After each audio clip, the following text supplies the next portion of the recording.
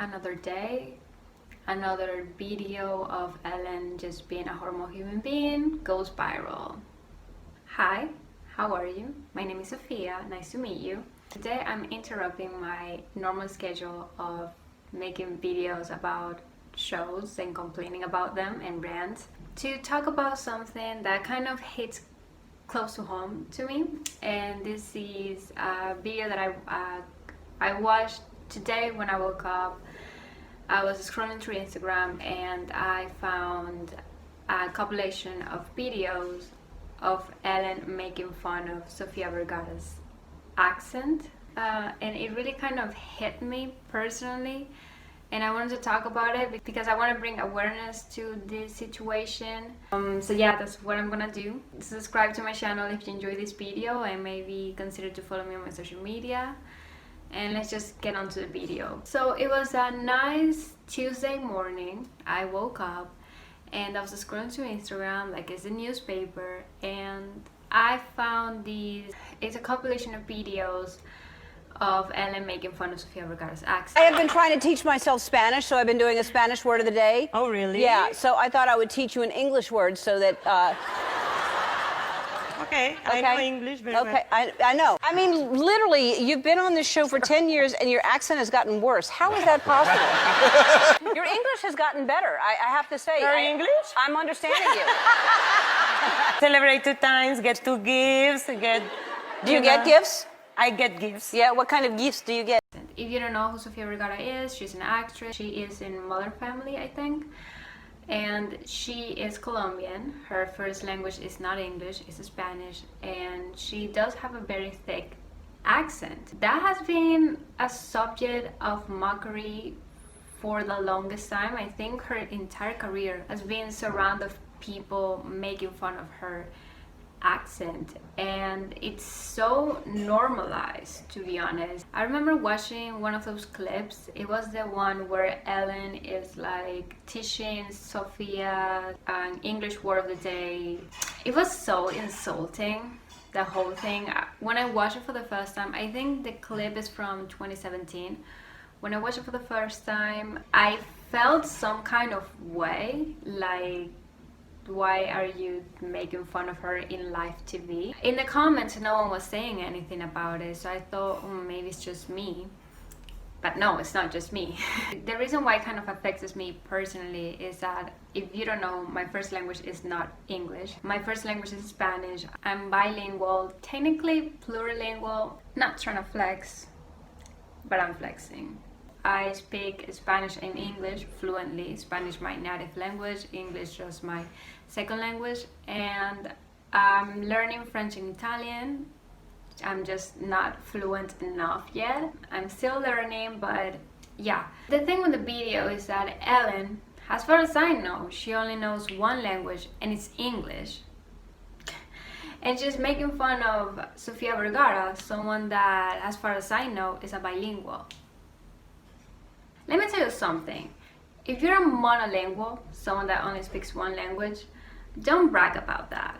Don't make fun of people that know more than one language. Most of the time, the people that know more than one language, in this case English being the second language, most of the time, not to brag about my grammar, but most of the time we have a better grammar than you guys, that English is your first language and only language that you speak. I see it all the time on Twitter, on everywhere, where no one knows the difference between there, and there, or your and your. Something as simple. And the thing is, because obviously us who learn English as a second language, and any language in general, we learn grammar, and we have tests and quizzes, and we have to learn grammar perfectly. Well, you guys don't, because you learned English when you're a baby, so... It's just really, really stupid to make fun of someone that speaks more than one language when you don't speak any of them. It's like if you're straight. You don't brag about that. And I want to encourage people to stop doing it, because you look like a freaking fool speaking only one language and making fun of people that speak more than one. Especially if your first language is English. Like, everybody fucking speaks English. You're not that special. Just so many people doubt themselves, and so many people don't want to learn a new language because there's this stigma and this normalization that you have to, if you speak another language, you have to speak it perfectly. And what exactly is speaking a language perfectly? Having a perfect pronunciation? And what exactly is a perfect pronunciation? Because, you know, you go to the United States and you have Cali accent, which I personally don't like. You have the Midwest South accent. You go to New York, that's another accent, and Boston, and just there's so many accents. And even if you go to the UK, it's not the same accent in London than the north of England, or you go to Scotland or Welsh, or you go to Ireland, you go to New Zealand, you go to Australia. There's so many different accents, so many people pronouncing things different ways. So what exactly is perfect English? You know, for you to be fluent, you don't have to speak perfectly, and because there's no such thing as speaking perfectly. As far as people understand what you're saying, that's it. And there's a lot of self-doubt and self-consciousness in speaking a new language. In my experience, I've gone to 3 different language academies. The first one, I went from when I was 8 to when I was 12. I didn't really like that one because I felt like it was too repetitive and I was learning the same thing each year. And I've been learning English since I was like 5 because we have English in school. It's just that it's not really good. If you want to learn the language, like actually learn the language, you have to go to, like, in my country, you have to go to like a private academy. And then I went to another one when I was 14, 15, which it was just better in general. And then when I arrived to Spain, I went to another academy, but that one was just so I could get a certification. In my experience, I've never really had a problem with pronunciation, or my pronunciation has always been good.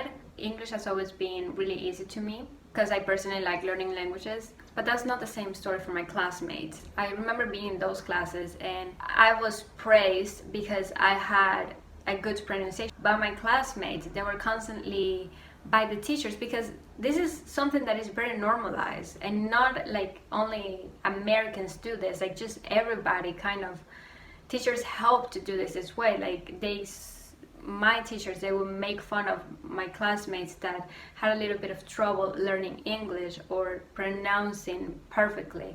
So it's something that it's kind of really in our brains. And because when I was younger, and I had seen a few interviews of Sofia Vergara when I was younger, like 11, 12 years old, I was like, why does she talk like that? It's just something so normalized in our brains that we have to speak a certain way, and if we don't, and I have friends that don't even want to learn a new language because of that, because they don't want to be mocked, because they just don't want to be mocked. And I get it. It really fucking sucks to be mocked. And people are calling Ellen racist because of this. I personally wouldn't call it racist, because being Colombian is not a race, or speaking Spanish is not a race. In this situation, I would call her as xenophobic. Xenophobia is just discriminating against people from other countries, and that's definitely what she's doing in that clip. So she's a xenophobic in this situation. I have 2 experiences that I want to talk about. One was a good experience, another one was bad. So the bad one, as I said, I moved to Spain. I'm from Venezuela, and in Venezuela we speak Spanish. Spanish is the official language of Venezuela. And I moved to Spain. Spain as well, they speak Spanish.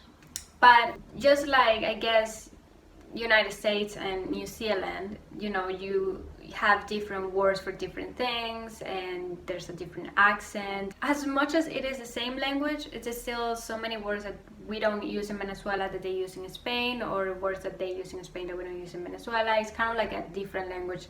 Even though you understand each other, it's really different. So I moved to Spain 2 years ago, and I worked in Primark. I was a cashier at Primark, and there was this woman. She was asking me if there was a restroom in the store, and I said no, but there was one in the mall. She asked me where it was, and I told her that it was next to Zara. which is a clothing store in case you don't know what it is. The thing is that in Spain they pronounce the C.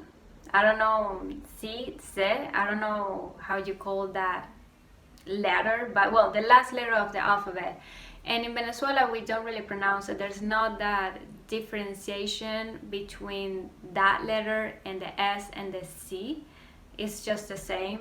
So Sarah, it's written with a C. I don't pronounce it because I still have my Venezuelan accent, and why would I pronounce it? So I tell her, los baños están al lado de Sara. And she's like, what? Sara. Again, in Venezuelan Spanish. And she's like, what did you just say? Sara. Oh, Sara, you know, the store, Inditex, Amancio Ortega, Pull&Bear, Bershka, Sara. You're from here, you know what Sara is. Sara is a huge thing here in Spain, especially where I live. So you know what I mean. You know the store. And then after a few tries, she's like, oh, you mean Sara. Yes, that's exactly what I meant, Sara, right over there. And she's like, oh, you're not from here, right? And I go, no, I'm not from here. I am Spanish, but no, I just moved here. And she's like, well, you're in Spain, so you have to pronounce things our way. And I said, anything else I can help you with?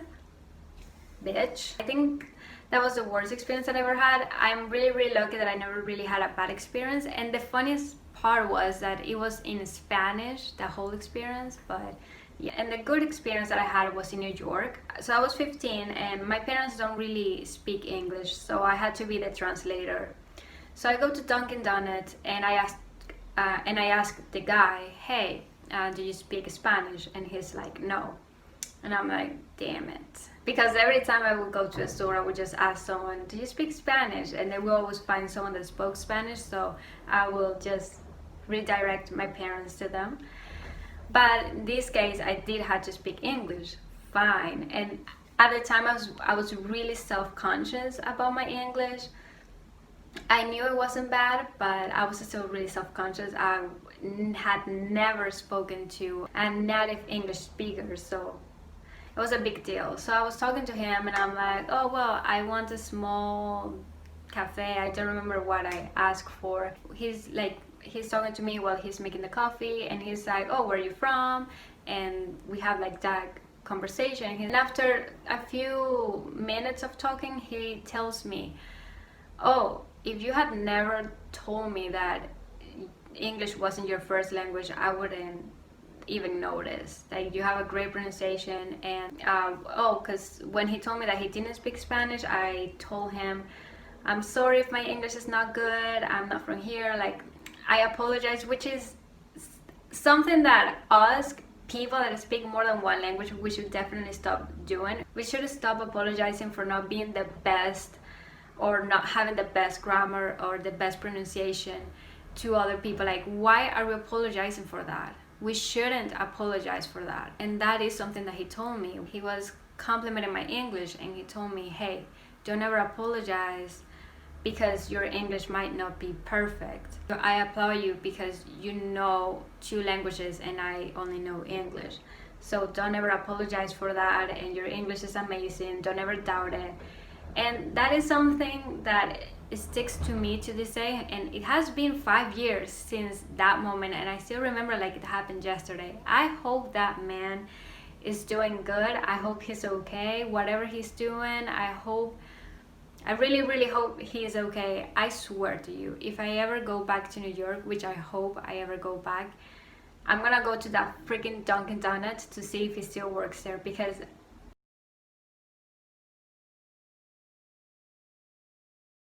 you don't know how much that meant to me. That even encouraged me to be more confident in my English. And for the rest of the trip, wherever we went, I stopped asking people if they spoke Spanish. Sometimes I would tell them like, please slow down because English is not my first language. But those strangers, you know, that you meet one day and they tell you something great that sticks to you for the rest of your life. I think what I want to go with this is that if you know only one language, please stop yourself before you make fun of someone that knows more than one. Someone that took the time of their day, the time of their life, you know, to learn a new language and to try their best, let's just stop making fun of it. I don't understand why people do it. You're making fun of someone for doing their best at speaking as whatever language it is. And this is directed not only towards Americans, this is towards everyone, because in Venezuela, everybody will make fun of everybody that didn't have perfect pronunciation. Like Asians in Venezuela, like people will make fun of it and be like, they've been here the whole life, but they still speak different. They still don't speak perfect Spanish. My grandparents, they're from Spain, and then they moved at the age of 18. I think. So they have been living in Venezuela way longer than they've ever lived in Spain. They still have their Spanish accent. There's so many like Arabs as well in Venezuela that they speak Spanish when they're little, with their Arab accent. And it's like, why do we make fun of it? Why is it okay for people to make fun of it? You know, it shouldn't be made fun of. It should be praised that someone took the time of their day for whatever reason they had to. You know, in my case, I learned English because English is the most global language out there, and that you basically have to know English for many things, for job or just for traveling. English is it's easier if you know English. And I'm learning French and Italian just because I dream of living in Paris one day, so I want to know French, and I'm preparing myself for that. And Italian just for pure entertainment. I love learning new languages, so I do it for entertainment, but I know that a lot of people do it because of a need, because of a job, and it should never be made fun of because it's an accomplishment. So if you speak more than one language, whatever language it is, and you're not confident because you don't have the perfect pronunciation, or you're just not perfect, don't discourage yourself. It is still an accomplishment, whether you speak it perfectly or not. It's still an accomplishment to know another language. And don't discourage yourself. You're amazing. I applaud you for learning, for taking the time of your day to learn a new language, whatever the reason is, whether it is because your parents want you to learn a new language, because you want to, because of a job, whatever reason you have, it is still an accomplishment, even if it's not perfect. I also want to touch on the subject of the word exotic. So the word exotic means like distant, different. I personally hate that word. I hate when it is used on humans. You know, it kind of talks from a white privilege perspective. If you're not white or you don't have these Caucasian features, you're automatically exotic, and I personally just hate it. In my opinion, it is not a compliment. It's just a way to call us animals. The only context where I think it's okay for people to say exotic is if you enjoy exotic. If you don't, then no. Oh, this person is so exotic because they don't look like a white person, because they're not Caucasian. You know, you call someone exotic, a black people, a Latino, an Asian, because they're not Caucasian. I feel like that word is kind of degrading in a way, and it kind of has a condescending tone that I just personally dislike. My point with this video is not to make another video about Ellen, which I already made one if you want to go and watch it. My message is not only towards Ellen, but also to everybody else. I think that it's cool and funny to make fun of someone not speaking a language, specifically English, because it's usually English perfectly. There's no such thing as speaking it perfectly, because if we go down that road, I've heard many English native people talk that I'm just wondering, do you even know how to speak your own language? I've been really lucky. No one has ever really criticized me for my English, which I'm really, really lucky that I never really went through that. I'm definitely privileged in that way. But just because I didn't go through that, just because I was never bullied because of that, it doesn't mean that the problem doesn't exist, and doesn't mean that other people don't go through it. So I just want to talk about it, and I'm sorry if this video was a little bit of a mess because I didn't exactly plan what to say. I literally woke up, I saw that video, and I got angry and decided that I'm gonna film the video. So here it is. I'm horrible at delivering messages, but I hope my point came across. I'm gonna leave the video right here. I hope you guys enjoyed this video. Give it a like if you did. Leave a comment down below on your thoughts about it, and maybe subscribe if you want to, and follow me on my social media. And I'll see you guys in my regular schedule of ranting about TV shows in my next video. Bye!